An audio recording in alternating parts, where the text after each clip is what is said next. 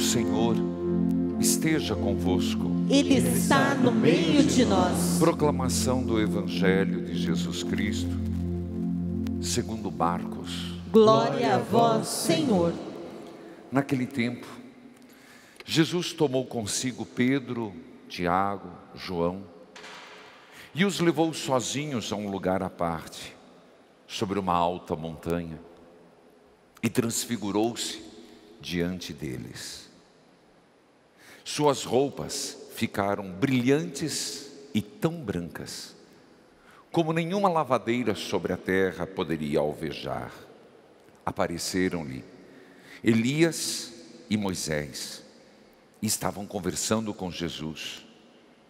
Então Pedro tomou a palavra e disse a Jesus: Mestre, é bom ficarmos aqui. Vamos fazer 3 tendas, uma para ti, outra para Moisés, outra para Elias. Pedro não sabia o que dizia, pois estavam todos com muito medo. Então desceu uma nuvem e os encobriu com uma sombra, e da nuvem saiu uma voz: Este é o meu filho amado, escutai o que ele diz. E de repente, olhando em volta, não viram mais ninguém a não ser somente Jesus com eles. Ao descerem a montanha, Jesus ordenou que não contassem a ninguém o que tinham visto, até que o Filho do Homem tivesse ressuscitado dos mortos. Eles observavam esta ordem, mas comentavam entre si o que queria dizer ressuscitar dos mortos. Palavra da salvação. Glória a vós, Senhor. Que a palavra de Deus perdoe os nossos pecados. Amém. Povo amado do Senhor, estamos no tempo da Quaresma. Este tempo propício para a nossa conversão. Conversão e ao mesmo tempo uma preparação para a Páscoa do Senhor. Não sei como cada um está lidando com essa Quaresma de pandemia 2021, mas ela segue. Segue firme. A cada semana uma surpresa. Na sua maioria, às vezes, parece que estamos piorando. Curitiba mesmo foi para a bandeira laranja, mas podemos falar a nível de Brasil. Em meio a tudo isso, pode nos surgir uma pergunta: cadê Deus? Por que Deus permite o sofrimento? Por que Deus permite essas provações? Onde fica esse Deus que não vê o que o povo passa? Por isso, esta é a chave de leitura para entendermos sobre fé. Domingo passado, nós falamos de 2 personagens, que foi Noé e Jesus. Hoje a liturgia, em torno da fé, nos faz olhar para Abraão e para Jesus. É impressionante observar, a começar pela primeira leitura, o que nós vemos ali: Abraão colocado à prova, provação. É muito comum no Antigo Testamento percebermos Deus colocando à prova. Jesus foi colocado à prova. Nós somos colocados à prova. Não porque Deus nos quer mal, mas como uma oportunidade que temos de darmos um salto na santidade. Abraão, a grande prova dele, compreendamos, ele saiu de Ur, da Mesopotâmia, perdeu o passado. Por muito e muito, a promessa da terra prometida. e a esperança de ter uma grande descendência. E quando Deus pede o seu filho, o passado cortado, o futuro rompido. Ele não pode voltar ao passado, mas pelo seu filho, quando Deus pediu o seu filho, foi interrompido. Mas alguém há de se perguntar: como pode Deus pedir o sacrifício de um filho? Veja, é impressionante nós percebermos que estamos falando de um texto antiquíssimo, e que naquela época, nos povos pagãos, era comum sacrificar o primogênito. Era comum dos deuses estrangeiros, até o rei sacrificar o primogênito para aplacar a ira de Deus. Portanto, foi o que Deus pediu ou foi o que Abraão interpretou? Foi o que Deus pediu ou ainda os resquícios da cultura que ele vivia, que ainda estava presente nele? De qualquer forma, era uma aprovação. Deus depois vai se mostrar o Deus da vida e dizer: não, Abraão, não mate seu filho. Mas Abraão, naquele momento, toda a expectativa dele estava no seu filho Isaque. A verdadeira promessa de Deus, a promessa de um povo. Lembre de Abraão, o quanto foi sofrido chegar a gerar o seu filho. Abraão é apresentado como homem modelo da fé, um homem que tem coragem de sacrificar aquilo que lhe era mais importante para mostrar que a centralidade da sua fé é Deus. Eu repito, e até escrevi agora para um próximo, muito breve, lançando as batalhas da pandemia, essa história de Abraão, porque é difícil compreender um Deus que pede para o pai matar o filho. Mas Abraão tem dentro dele que era um costume. Mas é impressionante, repito, não para ser repetitivo, mas para fazer com que te dê o clique, que te dê a compreensão, que Abraão estava disposto a ir até tal ponto, se preciso fosse, que Abraão não mediria esforços e caminhou às cegas, ir até a montanha de Moriá, que nós sabemos, essa pedra de Moriá está aonde é o templo de Jerusalém destruído, em Jerusalém, perto do Muro das Lamentações, onde hoje está construída a mesquita dos muçulmanos. Aí que está o grande problema. Mas ali, Abraão é um homem que caminha em Deus, ele caminha. Ele diz: se é isso, Senhor, eu vou até o fim. Será que nós temos essa mesma fé? Eu comecei dizendo, a pandemia nos coloca à prova. O desemprego nos coloca à prova. Uma doença nos coloca à prova. E estaríamos dispostos a sacrificar o quê para Deus? Qual o sacrifício? Você vai dizer: Deus não quer sacrifício. Deus não quer sacrifício humano.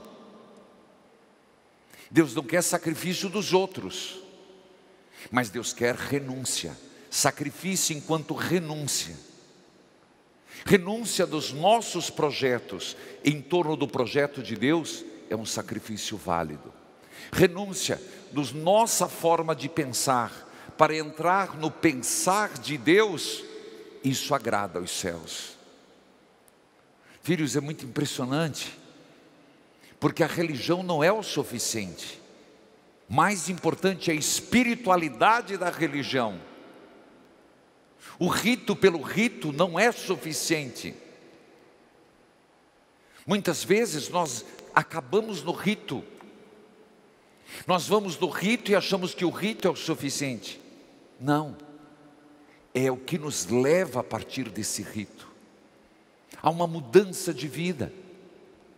Por isso, se nós estamos na quaresma, eu te pergunto, nós estamos dispostos? Queremos? Buscamos? Deus às vezes nos pede tão pouco. E já atualizando, amai seus inimigos, ó sacrifício. Perdoai, é um sacrifício. Esse sacrifício agrada aos céus. Se nós estamos nessa campanha da fraternidade, diálogo, tão difícil, tão complicado, tão cheio de dificuldades, compromisso do amor, nos comprometermos com amor. É por isso que o Salmo, é nessa perspectiva da fé, que o Salmo vem dizer: eu andarei na presença de Deus. Esse é o andar de Abraão sem resposta. Meu Deus, Abraão estava com o filho do lado, levando feixe de lenha. Abraão estava caminhando sem respostas, e passavam-se os minutos, as horas, os dias, e a coisa vinha, é isso mesmo. Mas ele caminhava, até que Deus segurou a mão de Abraão e falou: não é isso. Já provaste que eu sou o centro da tua fé. Já me provaste que a tua esperança está em mim, que por mais que é pelo teu filho que terás uma descendência, sou eu que te dou a descendência. Entende que às vezes certas coisas acontecem na nossa vida para nos podar e nos fazer uma pergunta: onde reside, onde está toda a nossa convicção e fé? Com muita facilidade nós colocamos a fé aqui nesta terra. Com muita facilidade as nossas seguranças são colocadas em pessoas. E se a morte as tirar? Sabemos muito bem o que pode acontecer nesse Covid, mas não é só isso. E se aquilo que nos dá segurança hoje nos for tirado por algum motivo, sobrará a Deus como alicerce até para me reerguer? Não era o holocausto de Isaac que Deus queria, era o holocausto do próprio Abraão. Era ele que tinha que fazer cortes, cisões, sacrifícios. O Senhor não pede isso para nos castigar. O Senhor está pedindo isso para nos dar uma esperança, para que caminhemos no Senhor.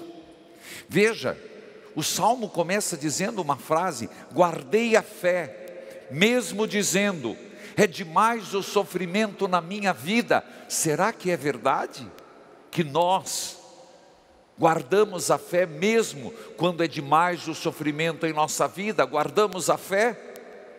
Ou o primeiro a criticarmos é Deus? O salmista começa dizendo: guardei a fé, mesmo dizendo, é demais o sofrimento na minha vida. De repente o Senhor quer nos purificar. O segundo personagem por excelência é Jesus Cristo no Evangelho. Existe todo uma cena dramática de Marcos.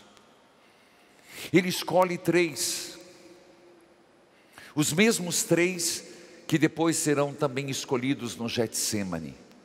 Essa escolha é para dizer: o que vão viver é algo sagrado. No Antigo Testamento também, nem todos subiram no Monte Sinai. Sempre as coisas mais elevadas são reveladas a poucos, não por fazê-los especiais, mas porque talvez estejam mais preparados. Jesus chama para subir ao alto da montanha. Na Bíblia não está escrito que é Tabor. A tradição diz que é Tabor, que estive algumas vezes lá, um lugar lindíssimo, um monte com pinheiros, com outras árvores, mas diz que é uma alta montanha. O Senhor está dizendo que para fazer a experiência de Deus é preciso às vezes sair do cotidiano, meus irmãos. O cotidiano acontece aquilo que as preocupações do mundo como um espinho nos sufoca. Nós precisamos às vezes reservar um tempo para as coisas do alto. Não é desprezando as coisas da terra, mas para compreendermos melhor as coisas da terra. Na verdade, aqueles 3 foram chamados para terem uma lição, e para o Senhor Jesus ser transfigurado. Transfigurado Cristo, transfigurados os apóstolos. Vejamos, subiu essa alta montanha e transfigurou-se diante deles. O que é transfigurou-se? A veste branca. A branca no judaísmo significa festa, mas significa pureza, significa lucidez, significa que está claro, clareza. Por isso era branca, que como um sol que brilhava, dirá o outro evangelista. Que naquele momento, pela presença de Moisés e de Elias, a missão de Jesus ficou clara. Não que o Pai lhe disse que ele a cruz, mas conversaram sobre isso, o preço que ele pagaria pela humanidade. É aí o ato de fé. Aquilo, na pedra do Monte Moriá de Abraão, acontece no alto do monte. Lá Isaque, Abraão, aqui Jesus. Lá Deus manda o cordeiro, aqui Jesus é o cordeiro. É impressionante que no monte ele falou as bem-aventuranças. No monte aconteceu a transfiguração, e no monte Calvário a crucificação. Nos montes, nesse alto da montanha, é impressionante que o Senhor se transfigura. Aparece Elias e Moisés. Elias, que foi levado por uma carruagem de fogo. Moisés, que antes de morrer disse que viria o Messias. O outro evangelista, eles falaram sobre o fim último de Jesus, tanto que quando desceu, Jesus disse: não fale antes de eu ressuscitar. Está claro agora para ele: eu vou ser condenado, morto, mas vou ressuscitar. Por isso a última recomendação de Jesus nos faz entender o que eles conversaram. Pedro, coitado, Marcos faz questão de lembrar que Pedro não estava confuso por medo. Aqui não é medo de medo, é espasmo, maravilhado, num temor, que ele faz uma opção fraca. Ele propõe: vamos fazer 3 tendas, vamos ficar aqui, como que vamos antecipar, está tão bom, vamos para o céu antes de passar pela cruz. Ele tenta um outro caminho. Ah, Pedrinho, mas o Senhor entende, não é possível. O meu sacrifício tem que acontecer. Pedro é transfigurado com Jesus. Os outros são transfigurados. E nós somos chamados a ser transfigurados nessa missa. Como assim, Padre? Primeiro, transfigurados de que tudo aquilo que faz a nossa mente ser turva, que faz nos apegar a coisas tão pequenas, que tenhamos a coragem de desprezar. Veja, na nossa vida, não sei se você já fez a experiência, tem momentos na vida que você se apega numa coisa. Eu estou falando objeto. Uma criança, uma fraldinha, assim não tem essa fraldinha para dormir. Um berreiro, depois transfere para outra coisa, mas chega um momento, esquece. aquilo não é mais importante. Mas naquele momento sofria, que Deus o livre. Para a nossa vida também, a gente não tem mais a cobertinha, não tem mais a fraldinha. Mas eu te pergunto, às vezes a gente está sofrendo com aquilo ali. Você sofre com esse relacionamento, você não vive, sei, eu vou morrer. E de repente, você percebe que não é isso. Isso é transfiguração. É a gente deixar que a luz divina nos mostre horizontes que nós não conseguimos enxergar de nós mesmos. Mesmo que esse mesmo significa, como para Jesus, a cruz, mas junto com a certeza da cruz veio a certeza da ressurreição. Transfigurar-nos, de não querermos decisões fáceis, a que Pedro quis. Vamos fazer 3 tendas, na maior da boa intenção, mas não era o suficiente. Portanto, meus irmãos, a liturgia de hoje vem nos pedir fé, uma fé que renuncia, uma fé que nos faz caminhar em Deus, uma fé que não nos deixa desistir, uma fé que enfrenta a cruz, uma fé que enfrenta o desafio, uma fé que caminha no Senhor, na certeza que nessa vida teremos muitas dificuldades, mas se em Cristo morrer, em Cristo viver, em Cristo ressuscitaremos. Amém.